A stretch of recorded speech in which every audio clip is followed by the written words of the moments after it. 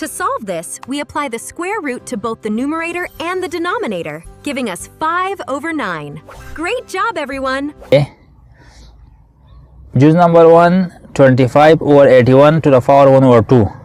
तो देखिए हम पावर दोनों पे लेंगे 25 to the power 1/2, 81 to the power 1/2। अब 25 का हम 5 स्क्वायर बनाएंगे, मल्टीप्लाई 1/2, पावर के साथ ज़रब होता है। 9 स्क्वायर 81 से बनाएंगे 1/2। तो यहाँ देखिए ये 2 के साथ कट जाएगा और ये 2 के साथ कट जाएगा, तो ऊपर 5 रह गया, नीचे 9 आया।